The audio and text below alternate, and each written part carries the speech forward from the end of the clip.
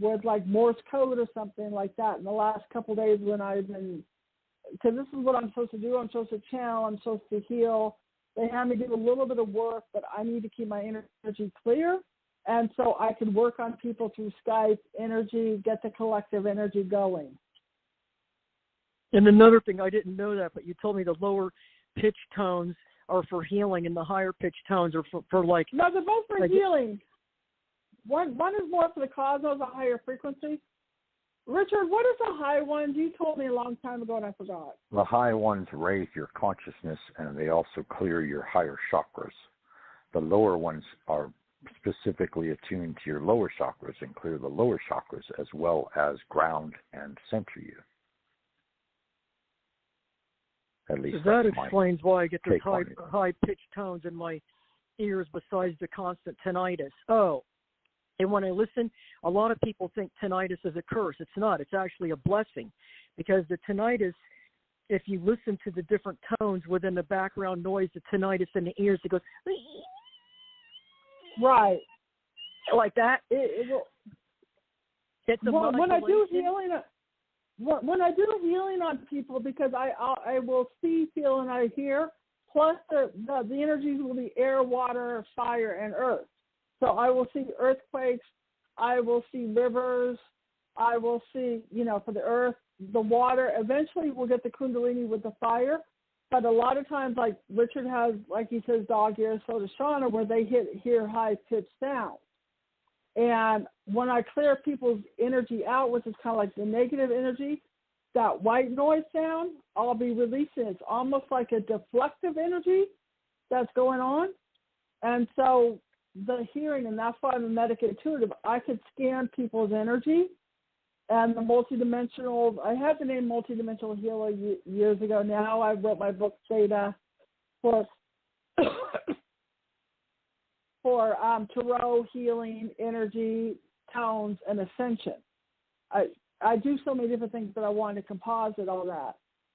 Richard's in my book, some other people, and it's all of our journeys that we've gone through as a collective, so that people say, this is not my imagination. I am experiencing this also. Oh, yeah, well, I can listen to the tinnitus in my ears, and it'll tell me what ships are in the area and what they're doing. Because there's slight modulation in the tinnitus. I train myself how to listen to it, and it's real easy. I know who's in the area, I know what they're doing. And I'm supposed to do a tone for you. It's going to be like your neck all the way up to your head. Yeah, because I got 3 bulgy...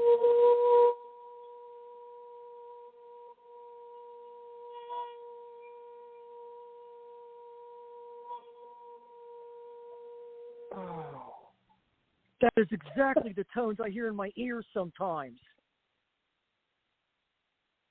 Well, welcome to our world.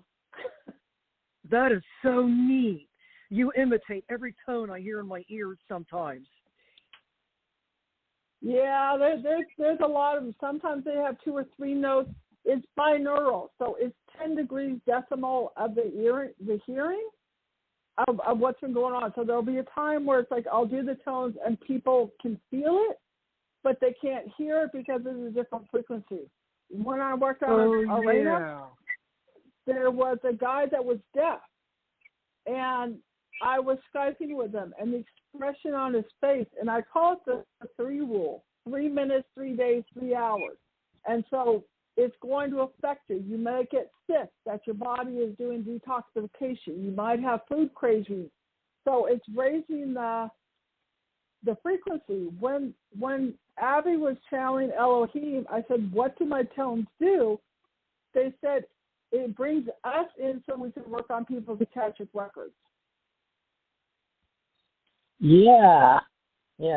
All the colors, folks, and the chakras and your bones and your nervous system. Right. Of course, we have the meat suit, but we have to have the meat suit, and I'm not really sure why, except to have all these experiences and these senses and get to know each other. And some people have been talking about that higher level and coming down, but where we're spinning balls. My dog's got to talk now. next door neighbor. But, you know, I'm enjoying this. And, you know, a lot of people are really doing tones, and some of them calling it E2 talk. But, you know, we've got to learn to communicate, and it's hard to understand, like dog talk, obviously. You know, the dog's barking. She knows what she's barking at. I have no clue, but, you know, that's my life. What can I say? All right. Well, now should we go into? We can always do more tones, but because it makes my back feel better. But we've still got a long time, an hour and a half, for an hour and 25 minutes. So, Richard, what would you like to discuss? All this stuff, or go back around to Susan and come back to Marci, or what all? Did anybody come with a heavy heart or a heavy mind that wanted to talk about something? Because go ahead, anybody. CIA disclosure hoax, portraying us ETs as a threat to national and global security, when in reality, the only threat that the only threat that we pose to is the evil elite and the negative ET scourge that's on this planet, and they know it. And they're deliberately trying to subjugate and punish those down here that are connected with ET up there by blocking them out of gainful employment and everything like that. They even bombard houses with low frequency tones and low sounds to agitate the family members around the ET incarnates or hybrids to make their lives miserable by turning the other people against them, which is easy to do because we get a higher vibrational energy and aura that agitates people and rubs them the wrong way, just our higher energy. And what happened? Yes. Susan, I also want to explain. I have a bunch of crystals behind me. One is a 10-pound Lemurian crystal. So I have my room set up so that the sound bounces off. Sorry to interrupt, but I just wanted to. Well, oddly enough, I have crystals in my room too. I got tourmaline, I got rhodonite, I've got quartz agate. What else? Pyrite. I think agate, jasper, something like that. In my room, I got several pyramids in my room. Where do you live? Susan, where do you live? Miami, Florida, the 25th parallel. Okay, so you're in Florida the Bermuda also. Triangle. Okay. Yeah, there's a lot going on that one too. Yeah, and that's why I'm here, and it's not by accident, because I'm on the critical ley line. We're all planted. It's like the collective energy, you know, Richard being in Georgia, you being in Florida, TJ, Florida. I have a friend in England, and that collective energy it's adding more and more onto the grid. Where I'm near Lake Tahoe, that's a portal. So these energy vortexes that are going on. So I'm part of the energy vortex grid. I'm networking with people in those grid nodal points. Okay, well, the Bermuda Triangle, it's a critical focusing point, the parallel that goes to Angkor Wat, the Dragon's Triangle, the Bermuda Triangle, the Angel's Triangle. No, you're not. Richard is probably on the parallel that goes through the zone of silence in Mexico. Probably Roswell, New Mexico, and stuff. Anyway, basically, we're not a threat to national security or global security. We are a threat to the evil elite security, and that's why they're trying to make our lives miserable down here, so that we can't have a decent livelihood. We've got a lot of untapped brain potential and talent that if we were allowed to have gainful employment and our respective careers and our respective abilities, we could have catapulted this race into the Star Trek era 10 years ago. And they're deliberately blocking us because, again, they're trying to hold on to the control of the human race as a commodity, and we're threatening them. Susan, the whole thing with the Star Trek, Gene Roddenberry was in when the Council of Nine was talking to Eisenhower. That's how we started Star Trek. And then for those years afterwards, he did the next generation. So like Spock was like an ambassador that they have because they have the Galactic Federation. We are starting to get more into that energy of it that's going on. And so those are subtle messages that are happening that go on. But unfortunately, what's going to happen, I'm seeing a severe dichotomy right now on this planet. On the one hand, the 80% of the humans that are subpar, they're going to start dying off. This COVID thing and everything that happened, those are all threats. And I feel like I'm living in the other aspect where I'm more positive, where I'm dealing with what TJ calls critical mass consciousness. Isn't it third dimension versus fifth dimension? The third dimension people are the ones that are going to go off. The Earth is going into fifth dimension. And so it's already in the fifth dimension. Right, but a lot of those people that are going to leave, they are third dimension. That's why they're leaving. The Earth is changing its frequency, especially in the last few days that was going on. That's why people are dying off, because they just, with the new world and the new Earth and the new frequency that's going on. Right, and what's happening is the Earth, I know, because my people, me specifically, and I was told this, we catapulted the Earth into the fifth dimension. It's got multi-dimensional streamers feeding into it in the fourth dimensional planarism. Right. And we also catapulted the universe. I say me and my crew catapulted the universe into its next stage of development, what the higher dimensional convolutions and light harmonic matrix configurations or permutations. And what that's doing is that's allowing the universe to go into its natural stage of development like it should.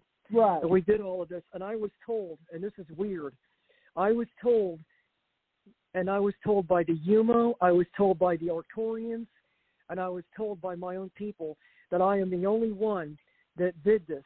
And I said, what do you mean? I said, I didn't do it alone. I had help with my people and with my crew. And they said, yes, but they said there were other more advanced people that came before you did. There were other more advanced masters that came before you did, and you were a novice and you're a relatively new soul. And we didn't think that you had the ability or the strength or the endurance to pull it through. And they said the whole universe was watching, and I did it. And they were very profoundly grateful, and they let me know that I successfully did it. And then they said they would make contact with me, and they did. The UMO did make contact with me through Facebook, and they said from now on they make contact with people on the internet. And they said, now here's the strange part about the UMO. They said that they were going to go off world for 2 years, according to what they told me on Facebook. And they said they were going to determine, with all the information they gathered, whether or not they should have open disclosure of their presence, or whether or not they should hold back and determine if they should just leave world permanently. Well, 2 or 3 days ago, I had a scene or dream or whatever you want to recall, where they came back and they visited me. Actually, I visited them. It was somewhere, some base, some community house or something where they're stationed at, and they're back here early, and they were being infiltrated by the negative Anunnaki. And I told them who they were, and then I left. Well, in light of the disclosure, what's going on right now, the disclosure hoax, there's a lot of tension in the air right now, and it's about to explode in an all-out surface war. And that's not the only thing that's not the only sources. I also found out it was called Monsters and Mysteries in America, and the episode was called Alien Wars on the Earth. And they talked about, they covered 2 or 3 or 4 different stories in each episode. Well, the first story was about alien abductees that are being trained how to hand-to-hand combat up in the ships. And they even featured this one guy. I took a screenshot of it. It shows the guy's face. I don't know his name, but I have his face on the screenshot with the episode's description. And they said they're being prepared because there is going to be a war. Capital I, capital S. Not when, but not if, but when. There is going to be one, and they're preparing. And the guy said he woke up with scars. He woke up with a gash on his forehead that took him like a year to heal. And finally, the scar went away after about 5 years on his forehead. they get real physical injuries, and I've woken up too with physical injuries. Oh, I know